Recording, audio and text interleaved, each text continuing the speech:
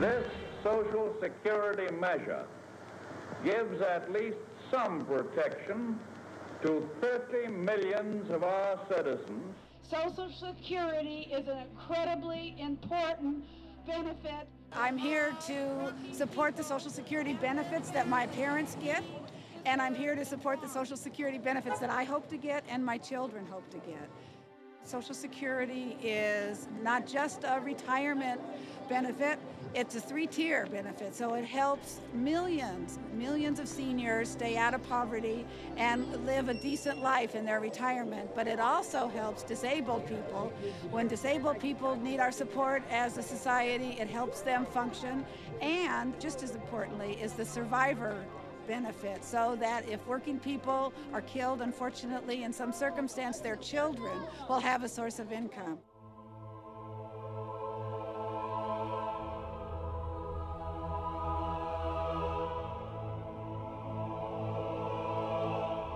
One of the greatest pieces of idiocy ever suggested was privatizing Social Security.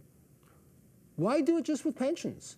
If it works for pensions, take the whole Social Security fund, the one element of the New Deal reform plans that still remains, and put that in the stock market. This had been a goal of the anti-Franklin Roosevelt, anti-New Deal conservatives from the 1930s onwards. It actually came as perilously close to happening as it ever could have under the presidency of George W. Bush.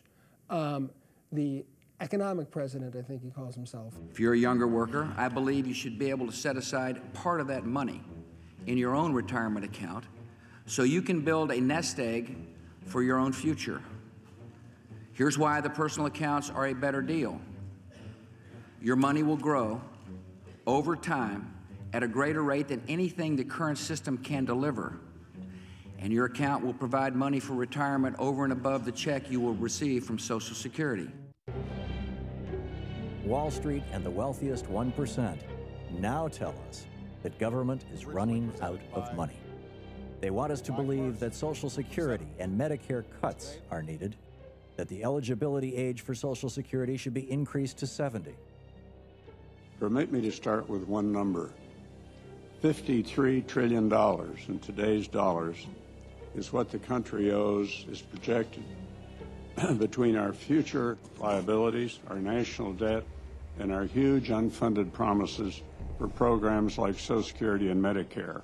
Pete Peterson and the Concord Coalition come in and say, oh my God, we've got these enormous deficits, and instead of focusing on the cause of the deficits, which are the Reagan and the Bush tax cuts, they then say we have to take an axe to all of these middle-class entitlement programs.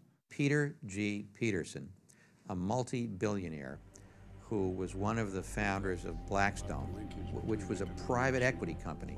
He gave $1 billion to set up the Peter G. Peterson Foundation, which hired the former head of the GAO, Government Accountability Office, a man named David Walker. It's the price we proudly to go around the country and crusade for the idea that what is wrecking the economy is not people like me, Mr. Peterson, but what is wrecking the economy is Social Security.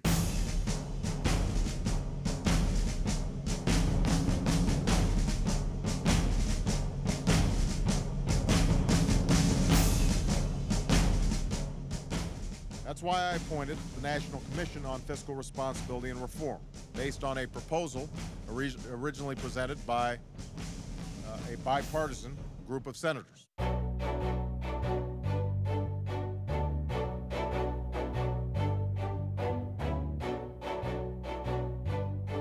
We are trying to convince these 18 people that Social Security is solvent.